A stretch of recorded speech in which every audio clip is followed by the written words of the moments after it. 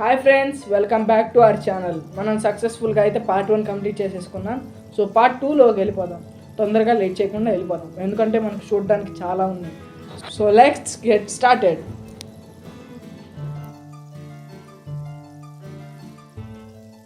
And first మనం ముంతాజ్ మహల్ చూద్దాం.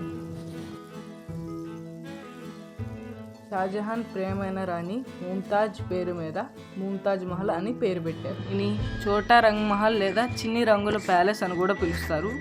దీని లోపల భాగంలో పెయింట్ చేశారు. దీని గోడల మీద మరియు స్తంభాల దిగువ సగం పాలరాయితో నిర్మించబడింది. హర్ ఐ బీస్ట్ అంటే ఒక నీటి ప్రవాహం అన్నమాట.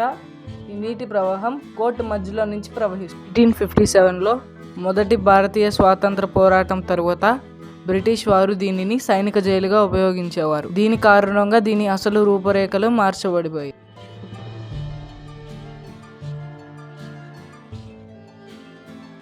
సో నెక్స్ట్ ఏంటంటే రంగమహల్ గురించి తెలుసుకుందాం. ఖాన్ పాలనలో దీనిని palace of distinction Imtiaz Mahal అని పిలిచేవారు. భవనం లోపలి భాగం ఒకప్పుడు గొప్పగా పెయింట్ చేయబడింది మరియు అలంకరించబడింది. మహల్ కింద ఒక నేలమాలిగా ఉండేది. దీనిని వేసవి రోజులలో మహిళలు ఉపయోగించుకునేవారట. పాలరాతి ప్యాలెస్ మధ్యలో స్టీమ్ ఆఫ్ ప్యారడైస్ అని పిలువబడే ఒక నిసార కాలువ నేలపై చెక్కబడిన ఈ పాలరాతి బేసిన్లోకి ప్రవహించేది. 1857లో బ్రిటిష్ వారు కోటను ఆక్రమించిన తరువాత రంగమహల్ కొద్ది కాలం పాటు మెస్ హాల్గా ఉపయోగించబడింది. నెక్స్ట్ ఖాస్ మహల్ చూద్దాం. అష్టభుజి గోపురం నుండి చక్రవర్తి ప్రతిరోజు కోట క్రింద గుమ్ము కూడిన జనాన్ని పలకరించడానికి కనిపించేవారు. ఇది చక్రవర్తి ప్రైవేట్ ప్యాలెస్. సింహాలు మరియు ఏనుగుల మధ్య జంతు పోరాటాలు, రాజు కుటుంబీకుల వినోదం కోసం ఈ ప్యాలెస్ క్రింద నిర్వహించబడ్డాయి.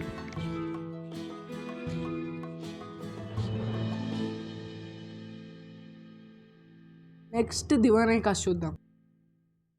దివాన్ ఐ కాష్ని షామహల్ అని కూడా పిలుస్తారు. ఇది మొఘల్ చక్రవర్తి షాజహాన్ సభ్యులు మరియు రాష్ట్ర అధిపతులను స్వీకరించే ప్రదేశం. హాల్ ఆఫ్ ప్రైవేట్ ఆడియన్స్ రిసెప్షన్ల కోసం 1648లో నిర్మించిన ఒక గది. చుట్టూ స్తంభాల నుండి పైకి లేచే పంపుల శ్రేణి ఉంటుంది. దిగువ భాగాలు పూల డిజైన్లతో పొదగబడి ఉంటాయి. ఈ మధ్యలో ఉన్న పాలరాతి పీఠంపై ప్రసిద్ధి చెందిన నెమలి సింహాసనం ఉండేది. దీనిని 1739లో నాదిర్ షా తొలగించారు. హాల్ మధ్యలో నుంచి నీరు ప్రవహిస్తుంది. సో నెక్స్ట్ హమాం చూద్దాం. మొఘల్ చక్రవర్తులకు ఇష్టమైన రిసార్ట్. ఇక్కడ ముఖ్యమైన వ్యాపార నిర్ణయాలు కూడా లావాదేవీలు జరిగేవి. నది వైపున ఉన్న గదిని డ్రెస్సింగ్ హాల్గా ఉపయోగించారు. ఇందులో రోజు వాటర్ స్ప్రే కోసం 2 ఫౌంటైన్ బేసిన్లు ఉన్నాయి. సెంట్రల్ ఛాంబర్లో పాలరాతి బేసిన్ ఉంది. దీన్ని చల్లటి నీటికి కావలసిన విధంగా ఉపయోగించవచ్చు. పశ్చిమ గది వేడి లేదా ఆవిరి స్నానం కోసం ఉపయోగించబడింది. మోతీ మసీద్ అన్నమాట. ఇది మొఘల్ చక్రవర్తి షాజహాన్ నిర్మించిన ఈ మసీదు పూర్తిగా తెల్లని పాలరాతితో నిర్మించబడింది.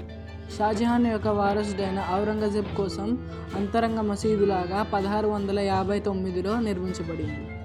3 కలశాలు కలిగిన ఈ ఒక చిన్ని మసీదు. ఈ మసీదులో 3 వంపుల తెర ఉంది. ఇది క్రింది ఆవరణం వరకు వస్తుంది.